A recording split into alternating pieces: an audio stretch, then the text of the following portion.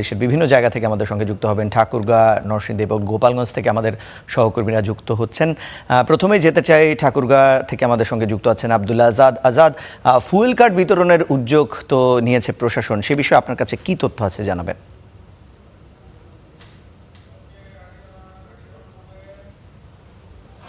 রিশান, আপনাকে ধন্যবাদ। আমরা সকালবেলা থেকেই ঠাকুরগাঁও উপজেলা পরিষদ দেখে আসছি যে এখানে কিন্তু জ্বালানি সংকট নিরসনের জন্য ফুয়েল কার্ড বিতরণ কার্যক্রমের যে কাজটি সেটি কিন্তু চলমান রয়েছে।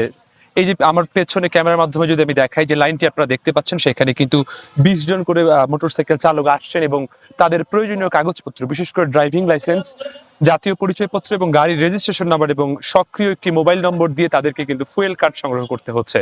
ঠাকুরগাঁও সদর উপজেলার যারা গ্রাহক আছে তাদেরকে এখানে এসে ফুয়েল কার্ড সংগ্রহ করতে হচ্ছে এবং জেলার বাকি 4টি যে উপজেলা রয়েছে তাদেরকে কিন্তু জেলা প্রশাসকের কার্যালয় থেকে এই যে ফুয়েল কার্ড সেটি কিন্তু সংগ্রহ করতে হচ্ছে। মূলত জেলা প্রশাসন বলছে যে জ্বালানি সংকট নিরসনে এবং শৃঙ্খলা ফেরাতে তারা এই ধরনের উদ্যোগ গ্রহণ করেছেন। এবং আপনাদেরকে একটু জানিয়ে রাখি যে ঠাকুরগাঁয়ে কিন্তু তেলের সংকটের কারণে কিন্তু কয়েকটি পাম্পে হামলার ঘটনাও ঘটে, বিশেষ করে হানি ফিলিং স্টেশনে কয়েকদিন আগে ভাঙচুরের ঘটনা ঘটে, যার ফলে কিন্তু জেলা প্রশাসন গতকাল একটি প্রজ্ঞাপন জারি করে। এই প্রজ্ঞাপনের পর থেকে মূলত এই যে মোটরসাইকেল চালক যারা রয়েছে তাদের জন্য কিন্তু ফুয়েল কার্ডের ব্যবস্থা করা হয়েছে। আমরা একটু যুক্ত করতে চাই আমাদের সাথে এখানে ঠাকুরগাঁও সদর যিনি উপজেলা সমবায় কর্মকর্তা রয়েছেন জনাব, আমরা আপনার সাথে একটু জানতে চাই যে কিভাবে কি করছেন মূলত।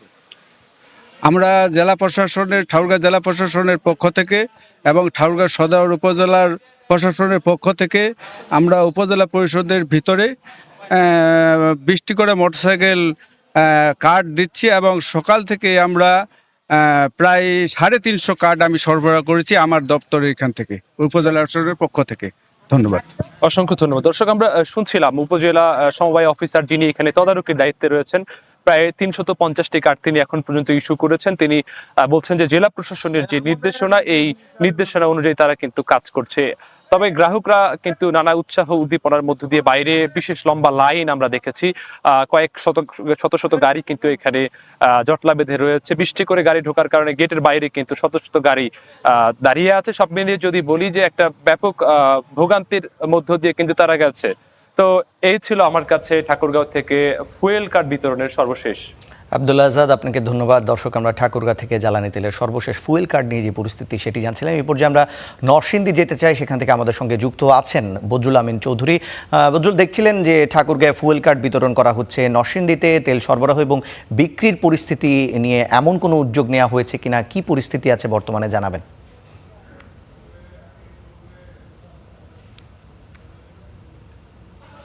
রিশান, আপনি যেমনটি বলছেন যে ফুয়েল কার্ড, নরসিংদীতে কিন্তু ফুয়েল কার্ড সম্পর্কিত এখন পর্যন্ত কোনো কর্মসূচি গ্রহণ করা হয়নি। যদিও বিভিন্ন পাম্পে আমরা লক্ষ্য করেছি যে ডিজেলের সরবরাহ স্বাভাবিক থাকলেও পেট্রোল এবং অকটেনের যে সরবরাহ সেটি কিন্তু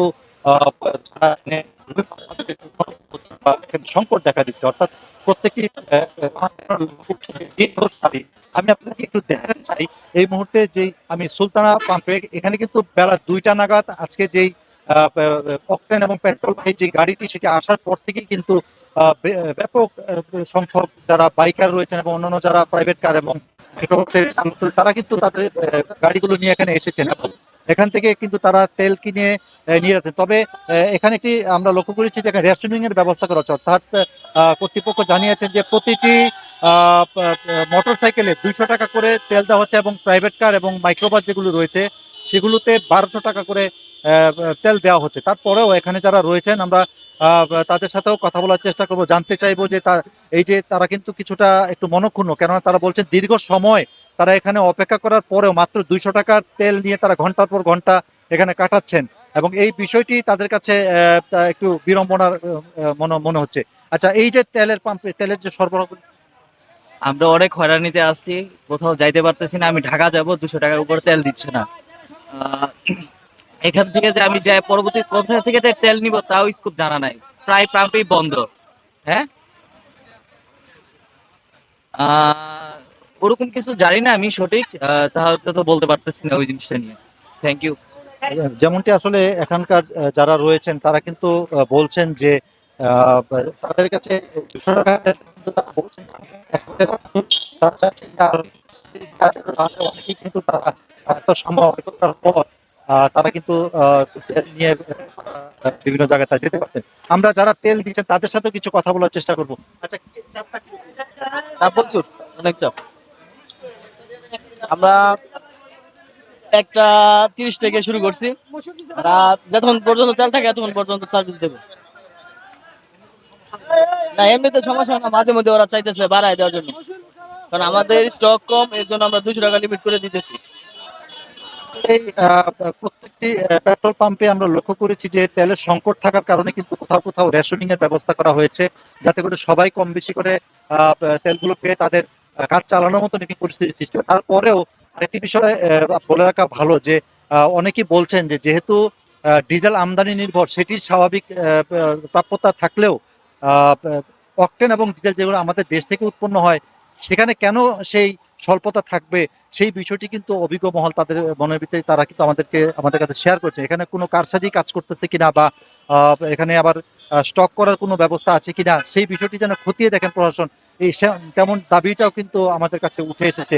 তবে বলা চলছে, এখন পর্যন্ত তেল রেশনিং এর ব্যবস্থা বা ফুয়েল কার্ডের এখন পর্যন্ত কোনো পদক্ষেপ নেওয়া হয়নি। তবে এখানে যেরকমটাই আমরা দেখছি যে তেলের যে ইয়ে আছে, সরবরাহ আছে, সেগুলো কিন্তু অপ্রতুল, এবং এই অপ্রতুলতার কারণেই কিন্তু মাঝে মধ্যে এখানে পরিস্থিতি একটু ঘোলাটে হয়ে যায়।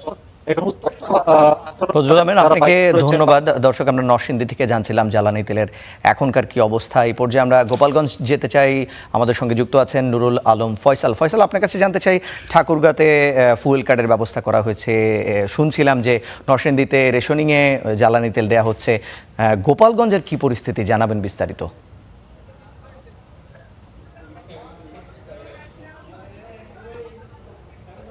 ঋষান যেমনটি বলছিলেন যে ঠাকুরগাঁওয়ে যে ফুয়েল কার্ড সেটির ব্যবস্থা করা হয়েছে এবং নরসিংদীতে রেশনিং পদ্ধতিতে জ্বালানি দেওয়া হচ্ছে।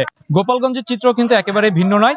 আমি যদি আপনাদেরকে বলতে চাই যে গোপালগঞ্জেও কিন্তু রেশনিং পদ্ধতিতে জ্বালানি দেওয়া হচ্ছে। আমি আপনাকে দেখাতে চাই, এই মুহূর্তে আমি রয়েছি গোপালগঞ্জ সদরের হাজেরা ফিলিং স্টেশনে। এখানে কিন্তু যানবাহনের দীর্ঘ সারি, বিশেষ করে বাইকারদের লম্বা একটা সিরিয়াল কিন্তু এখানে রয়েছে।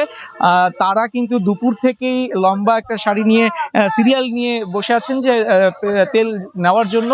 এখানে কিন্তু 200 টাকা করে রেশনিং পদ্ধতিতে জ্বালানি দেওয়া হচ্ছে, অকটেন এবং পেট্রোল দুটিই দেওয়া হচ্ছে। আমরা একটু আপনাদেরকে দেখাতে চাই যে আমাদের এই পেট্রোল পাম্পের চারপাশে কিন্তু বিভিন্ন ছোট বড় যানবাহন, সেগুলো কিন্তু দীর্ঘ সারি নিয়ে অপেক্ষা করছে। একটু বলি যে গোপালগঞ্জ জেলায় 22টি ফিলিং স্টেশন রয়েছে। তার মধ্যে গত কয়েকদিন কিন্তু প্রত্যেকটা ফিলিং স্টেশনেই কিন্তু জ্বালানি সংকটে ভুগছিল। কয়েকটি ফিলিং স্টেশনে শুধুমাত্র পেট্রোল, অকটেন এবং কিছু কিছু ফিলিং স্টেশনে ডিজেল দেওয়া হচ্ছিল। আমরা আপনাদেরকে গত কয়েকটি নিউজে দেখানোর চেষ্টা করেছি যে গোপালগঞ্জের নিগি ফিলিং স্টেশন, সেখানে প্রতিদিনই 100 টাকা এবং 200 টাকা করে রেশনিং এর পদ্ধতিতে বাইকারদের ক্ষেত্রে জ্বালানি দেওয়া হচ্ছিল। আজকে সকালে গোপালগঞ্জ ফিলিং স্টেশন, সেখানে তেল দেওয়া হয়েছে এবং এই কিছু সময় আগে হাজেরা ফিলিং স্টেশনে কিন্তু সেখানে তেল দেওয়া হচ্ছে। আমরা বাইকারদের লম্বা একটা সিরিয়াল দেখতে পাচ্ছি। এখানে আমাদের সাথে এখানকার সরকারের পক্ষ থেকে একজন তদারকির দায়িত্বে রয়েছেন ট্যাগ অফিসার। আমরা একটু তার সাথে কথা বলতে চাই। আমরা আপনার কাছে একটু জানতে চাই যে আসলে আপনারা কিভাবে এখানে তদারকি করছেন এবং কি পদ্ধতিতে তেলটা দিচ্ছেন। ধন্যবাদ। আমাদের এখন পর্যন্ত পেট্রোল রিজার্ভ আছে 3000 লিটার। তো আমাদের যে পরিমাণ গ্রাহক, তাতে আমরা 200 টাকা করে গ্রাহক প্রতি দিচ্ছি আপাতত। তো 3000 লিটার আমাদের স্টক আছে, আমরা গ্রাহক প্রতি 200 টাকা করে তেল দিচ্ছি আপাতত। ধন্যবাদ। দর্শক, আপনারা শুনছিলেন যে এখানে এই যে পেট্রোল পাম্পটি, এখানে রেশনিং পদ্ধতিতে 200 টাকা করে তেল দেওয়া হচ্ছে বাইকারদের ক্ষেত্রে। আসলে সব মিলিয়ে বলা যায় যে গোপালগঞ্জে যে তেলের তীব্র সংকট চলছিল, তা কিন্তু আজকে কিছুটা হলেও কেটেছে বলে এখানকার যারা বাইকাররা কিংবা যারা তেল কিনতে এসেছেন তারা কিন্তু বলছেন যে যেহেতু এই গত কয়েকদিন শুধুমাত্র 1টা 2টা পেট্রোল পাম্পে তেল দেওয়া হলেও আজকে কিন্তু গোপালগঞ্জ শহরের যে কয়েকটি পেট্রোল পাম্প রয়েছে সেখানে 3টি পেট্রোল পাম্পে কিন্তু তেল দেওয়া হচ্ছে। মোটামুটি বলা যায় যে কিছুটা সংকট গোপালগঞ্জে কাটতে শুরু করেছে। তো রিশান, এই ছিল আমার কাছে গোপালগঞ্জ থেকে সব শেষ। দর্শক, এই পর্যায়ে আমরা তেল সংকটের বিষয়ে আরও জানবো। জয়পুরহাট থেকে আমাদের সঙ্গে যুক্ত আছেন আল মামুন। মামুন, আপনার কাছে জানতে চাই, আপনি শুনছিলেন যে ঠাকুরগাঁয়ে ফুয়েল কার্ড, তারপর হচ্ছে নরসিংদী এবং গোপালগঞ্জে কিন্তু রেশনিংয়ের মাধ্যমে তেল দেয়া হচ্ছে। জয়পুরহাটের চিত্র কেমন, জানাবেন বিস্তারিত।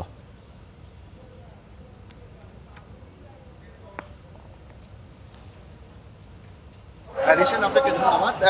গতকালকে জয়পুরহাট জেলা প্রশাসনের আয়োজনে ফিলিং স্টেশনের যারা মালিক রয়েছে তাদেরকে নিয়ে কিন্তু একটি জরুরি সভা আয়োজন করা হয়েছিল। সেই সভায় সিদ্ধান্ত নেওয়া হয়েছে যাদের বৈধ কাগজপত্র থাকবে গাড়ি, তাদেরকে কিন্তু তেল দেওয়া হবে। এবং সেই ধারাবাহিকতায় আজকে আমরা দেখেছি জয়পুরহাটের যে 20টি ফিলিং স্টেশন রয়েছে, সেই 20টি ফিলিং স্টেশনের মধ্যে আমরা 2টি ফিলিং স্টেশনে দেখেছি যে 200 টাকার করে অকটেন দেওয়া হচ্ছে। আমি এই মুহূর্তে আছি জয়পুরহাট শহরের যে গুলশান মোড় এলাকায় যে ফিলিং স্টেশনটি দেখতে পাচ্ছেন। এখানে আমি দেখেছি যে প্রায় 1 কিলোমিটার লাইন ধরে কিন্তু এখানে যারা চালক রয়েছেন তারা কিন্তু লাইন ধরে ধরে তারা তেল নিচ্ছেন। আর এখানকার যারা মালিক পক্ষ রয়েছেন ফিলিং স্টেশনে, তারা কিন্তু প্রতিটি বাইকের কাগজপত্র তারা কিন্তু দেখে এবং নাম্বার প্লেটের নাম্বার দেখে কিন্তু তারা তেল দিচ্ছেন। আমরা এই কথা বলার সময় দেখতে পাচ্ছি যে হট্টগোল লেগেছে এখানে। যারা চালকরা রয়েছে তারা কিন্তু সিরিয়াল মেনটেন করে যারা নেওয়ার চেষ্টা করছেন তাদেরকে কিন্তু বাধা দেওয়া হচ্ছে।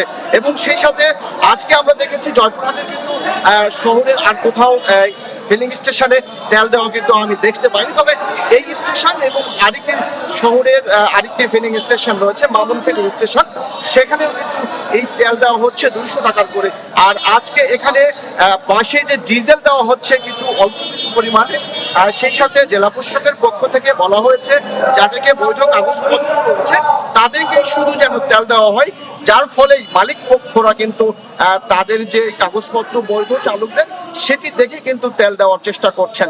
তো এই ছিল জয়পুরহাটের তেল সম্পর্কের যে ফিলিং স্টেশন থেকে সর্বশেষ খবর। দিশা। মামুন, আপনাকে ধন্যবাদ। দর্শক, আমরা ঢাকার বাইরে বিভিন্ন জেলা থেকে ঠাকুরগাঁ, তারপর হচ্ছে গোপালগঞ্জ, নরসিংদী এবং জয়পুরহাট থেকে জানছিলাম জ্বালানি তেলের এখনকার কি পরিস্থিতি আছে।